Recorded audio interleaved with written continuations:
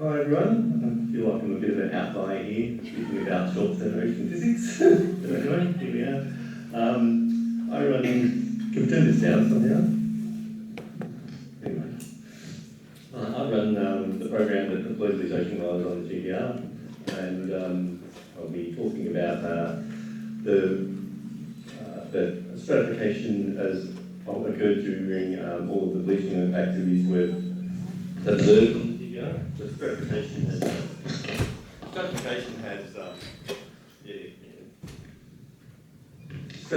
has been observed on all the bleaching events that we've measured on the GBR. That this represents an opportunity for intervention at a local scale because of the proximity of cool water at suitable sites. I want to introduce some of the processes that lead to this stratification and mixing, and express when they're associated with stress and corals, and then we'll present something we tried, an actual sea trial, something that demonstrated that this is at least a potential possibility. I'll start by introducing some of the ocean physics, I guess. This is a temperature logger on the GBR during the 2017 bleaching event. The red line is the daily average temperature, and the orange line is the climatology built up from about 20 years of this logger. If I superimpose on this graph the occurrence of low wind days of less than 3 minutes per second wind, what we see is when there's a string of calm days in a row, we see a positive anomaly in the temperature. Okay. And then if I put the dark blue trace there is the wind speed from the last 7 days. And what we see is that, if we have consistent wind over a period of time, then we get the temperature returning to normal. Strings of calm days, we get the temperature going up away from normal.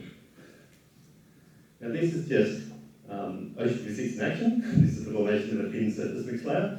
So we've got the sun's energy coming in and being concentrated in the upper water column. That water becomes lighter and gets drawn towards the surface. Without turbulent processes that would normally mix that through the water column, that buoyant water gets trapped there, and the next day it's heated more. So it becomes lighter, and the next day it's heated more. So this is one of the processes of stratification that drives this concentration of heat in the upper water column. In the GBR, we also get freshwater input, which is another input that was heavily involved in the 2020 bleaching event. Okay, now let's look at ocean gliders. We've run many missions on the GBR, and we're halfway through one at the moment, which is why it's 42.5. We measure a whole lot of parameters, and they're they're ocean profiling instruments. So they're autonomous, they make their own way through the reef, but particularly they're sampling the whole water column from the surface right down to the bottom. Okay, this is some ocean glider data presented from the 2017 bleaching event. In the 2017 bleaching event, we only caught the very end of it. Okay? And what we have here is depth on this axis, time series along here. So this is a cross section through the water column. And we can see this daily heating at the top there, and a little bit of stratification event towards the end. This is right at the end of the bleaching event.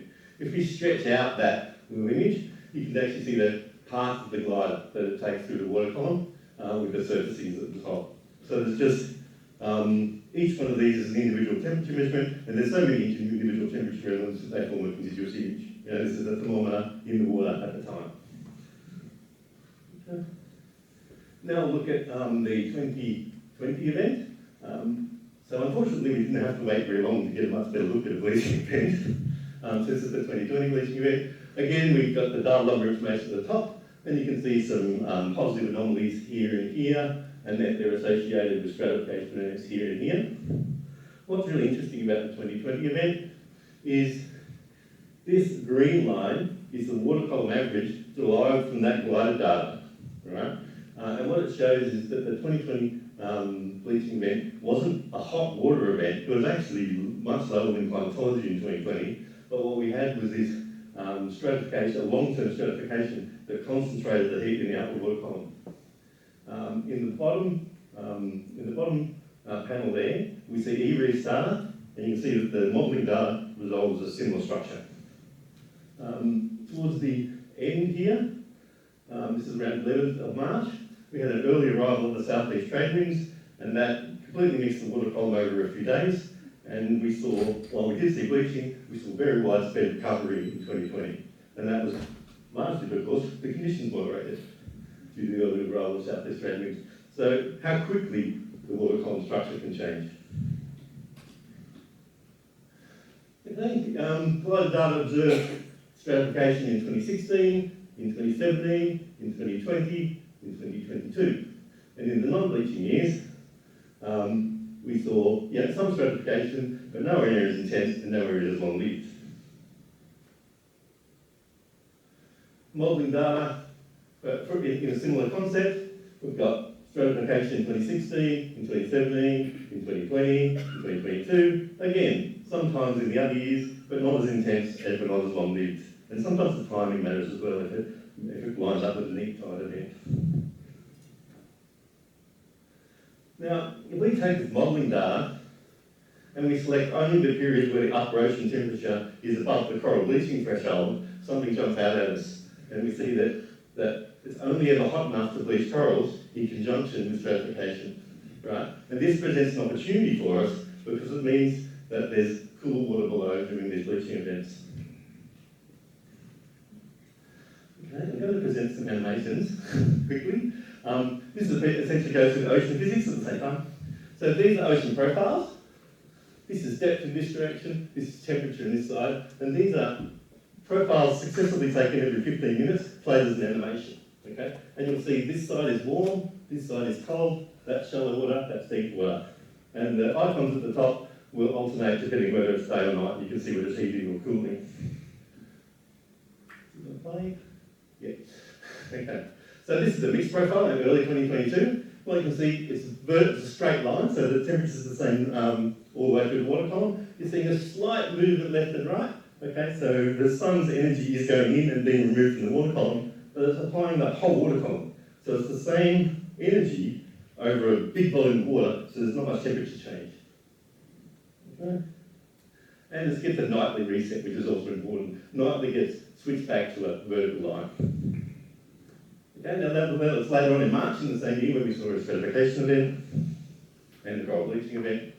And we see the sun's energy coming into the upper water column and a little bit of cooling at night indicated by that vertical line there, and then stretching and then hitting again and cooling. But what we're noticing is that as the interaction is happening in and out of only the top 10 meters of the water column, and the bottom is getting cooler and cooler, and the top's getting warmer and warmer. So in that first one, we had, less than 0.1, 0.2 degrees difference, and now we've got sort of 5 degrees difference during this bleaching event. Okay, turbulence, this is ocean turbulence, and it matters to corals because for a number of reasons. One, the heat that I just explained. Two is the flow. Turbulence is flow. Corals need flow to be healthy, and corals are more susceptible to bleaching, and they're less likely to recover in low flow environments. So these very calm conditions lead to low flow environments, and they also lead to higher irradiance, because the sediment settles out of the water column, the water becomes clearer, so more irradiance reaches the seabed. So, 2016, 2017, 2020, 2022, they all were bleaching events, they all involved stratification, there was cool water available in all of them. So next time, your coral reef restoration site or your tourism site is subject to coral bleaching conditions, there could be an opportunity at appropriate sites, if you've got deep water nearby, for you to be able to access that water to relieve some of the stress in your corals. So we tried it. We actually had this pump fabricated for pool testing, and it was never ever supposed to be installed in the ocean, but the opportunity presented itself, so we took it out there and tried it. Okay. This was essentially designed to answer those two questions. Was there cool water available? Could it be brought to the surface?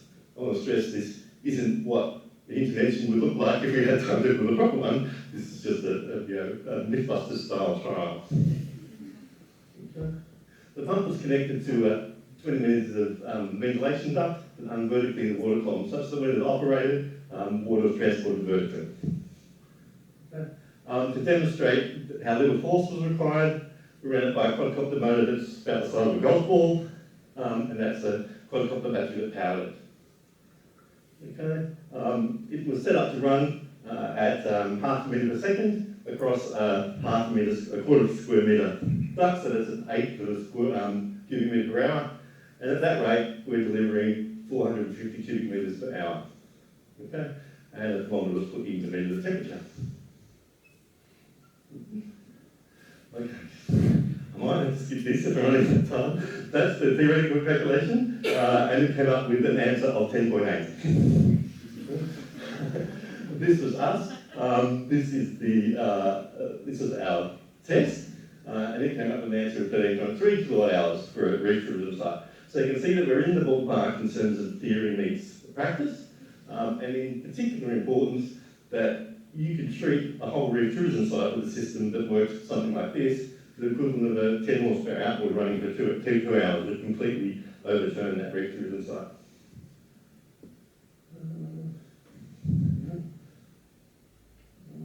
Is that going to run?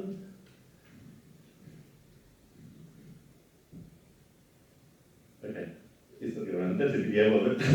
You can see the video if you look at the QR code.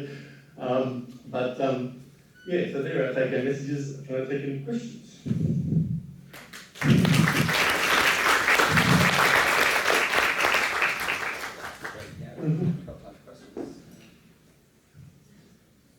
Great talk, thank you.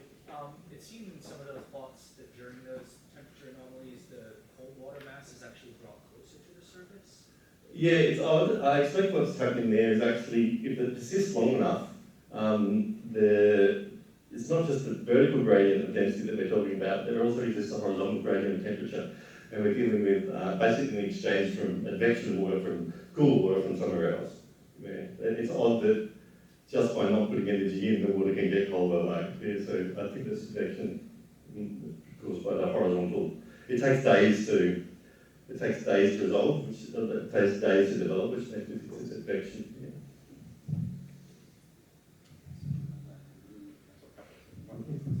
I was just wondering, with the gliders, did you see when the stratification events were happening? Did you have any hypoxia or anything like that happening as well, since there wasn't any nutrient mixing?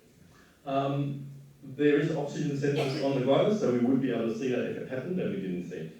I just don't think, so no.